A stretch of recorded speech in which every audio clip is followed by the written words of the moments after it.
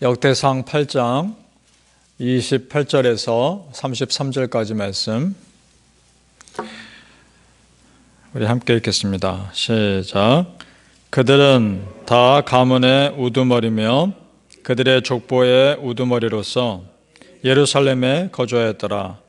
기브온의 조상 여이엘은 기브온에 거주하였으니 그 아내의 이름은 마아가며 장자는 압돈이요 다음은 술과 기스와 바알과 나답과 그들과 아히오와 세겔이며 미글롯은 시므아를 낳았으며 그들은 친족들과 더불어 마주하고 예루살렘에 거주하였더라.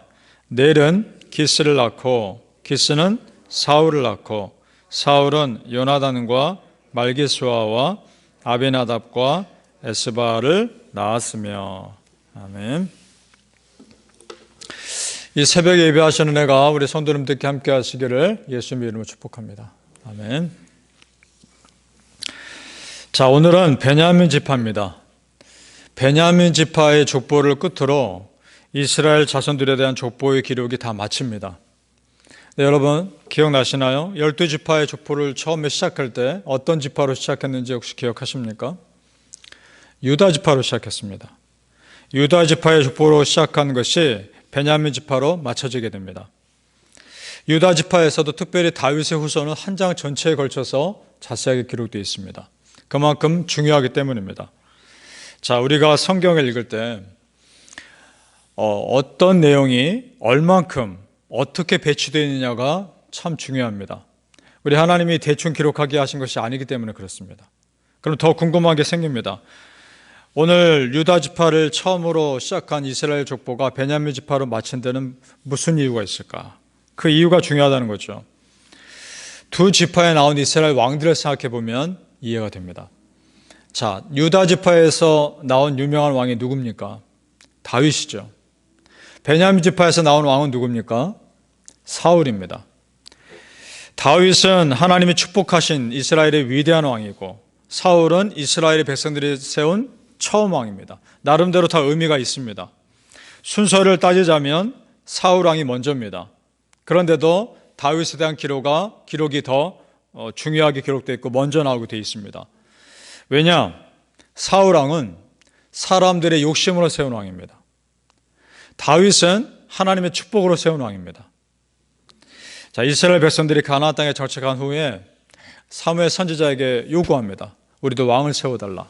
사람 왕을 세워달라 요구합니다. 그러자 선지자가 사람 왕을 세우면 이러이러한 문제들이 생길 거다 경고를 합니다. 그런데도 선지자 말을 안 듣습니다.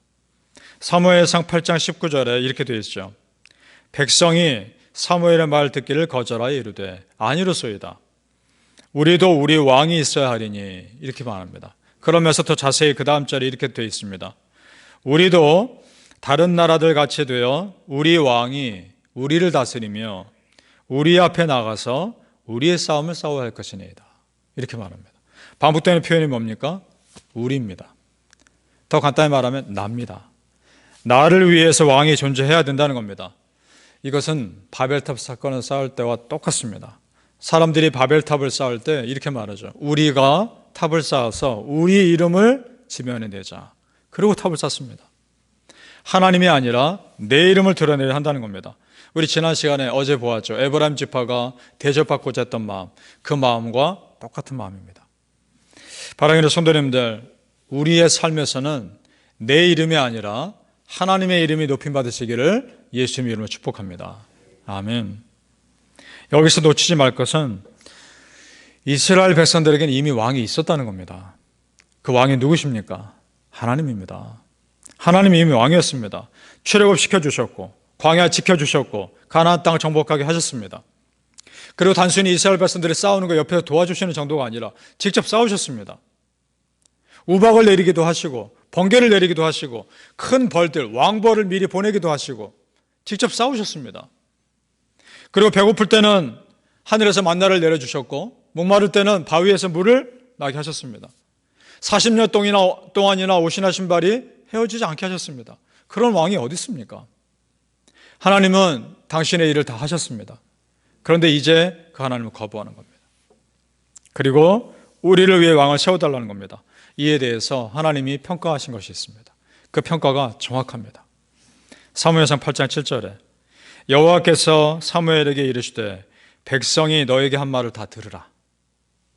그냥 들어주시는 겁니다. 이는 그들이 너를 버림이 아니요 나를 버려 자기들의 왕이 되지 못하게 함이니라. 아멘. 나를 버렸다라고 말합니다. 그렇습니다. 하나님 버린 겁니다. 여러분, 하나님이 여러분의 왕이심을 정말 믿습니까? 하나님이 여러분 여기까지 다스리신 것을 고백하십니까?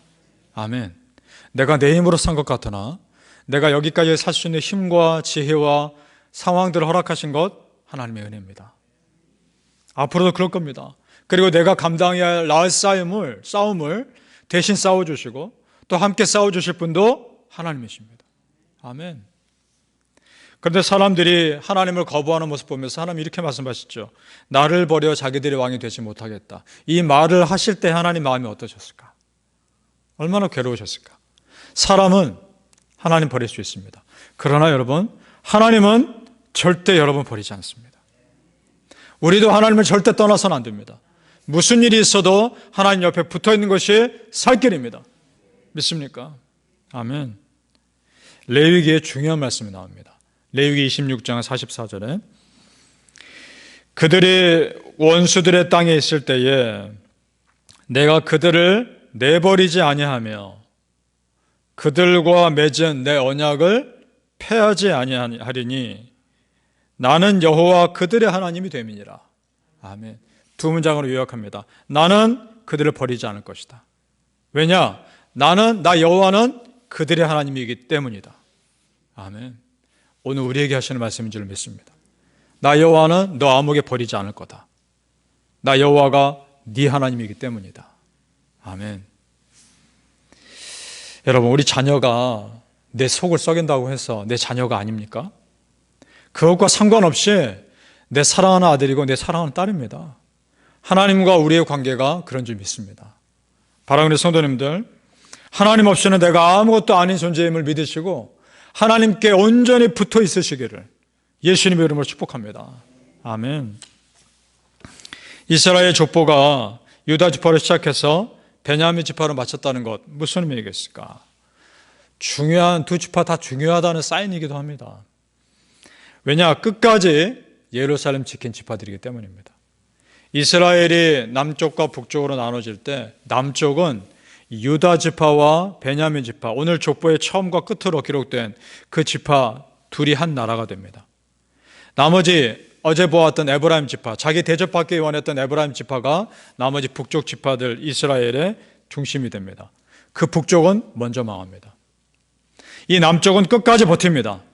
이 유다 지파, 베냐민 지파는 끝까지 버팁니다. 버티다가 바벨론 제국에 멸망당하죠. 하지만 70년 후에 다시 돌아옵니다. 그 후손들이. 그들이 다시 돌아와서 쌓은 것이 제2성전인 것이고 다시 돌아와서 쌓은 것이 예루살렘 성벽인 겁니다. 우리 전에 보았던 그 스룹바벨이라는 사람이 성전을 다시 쌓고 느헤미야가 성벽을 다시 쌓은 겁니다. 그들이 바로 이 후손들인 겁니다. 그리고 무엇보다 더 중요한 것은 이 예루살렘은 베냐민 지파의 터전이었던 겁니다. 우리 28절을 다시 읽어보겠습니다. 28절 시작. 그들은 다 가문의 우두머리이며 그들의 족보의 우두머리로서 예루살렘에 거주하였더라. 아멘. 그러니까 베냐민 지파는 가나안 땅에 정착할 때부터 이 예루살렘 땅을 기업으로 받은 지파이고 그걸 끝까지 지켜낸 지파인 겁니다. 우리 성도님들, 내가 내 믿음의 자리를 끝까지 지킨다는 것, 그것만으로도 충분히 은혜임을 믿습니다. 충분히 그것만으로도 고귀한 일임을 믿습니다.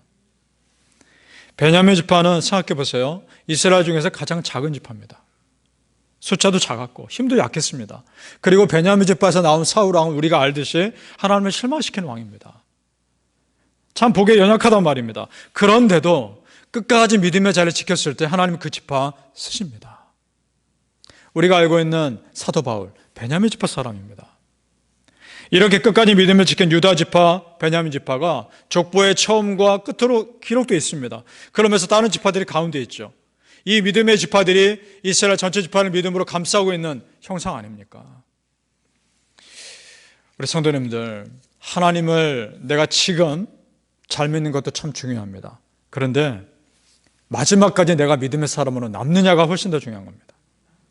내가 끝까지 하나님의 신실한 사람으로 기억되느냐가 훨씬 더 중요한 것입니다. 그럴 수 있기를 축복합니다. 사랑하는 성도님들, 믿음의 자리를 끝까지 지키는 것이 축복임을 믿으시고, 누가 뭐라 해도 나는 예배의 자리를 지킬 것이고, 누가 뭐라 해도 나는 말씀과 기도의 자리를 지킬 것이다 선포하며 사시기를 예수님 이름으로 축복합니다. 아멘. 기도하겠습니다. 아버지 하나님, 은혜를 감사합니다. 끝까지 믿음의 자리를 지키게 하여 주시옵소서. 믿음의 자리를 지키는 것이 축복임을 믿습니다. 어떤 상황에서도 하나님이 내 믿음 지켜주실 것이고, 나를 버리지 않을 것이고, 나 또한 하나님을 떠나지 않을 것입니다. 하나님, 우리는 평생을 하나님 붙잡으며 살 것입니다. 하나님, 그것이 내가 살 길입니다. 여기까지 인도하신 에베네셀의 하나님, 앞으로도 인도하실, 준비해 주실 여호와 이레의 하나님이십니다. 그리고 지금 나와 함께 하시는 임마누엘의 하나님이십니다. 그 하나님 믿고 담대하게 살아가게 하여 주시옵소서. 감사하며 예수님 이름으로 기도합니다. 아멘.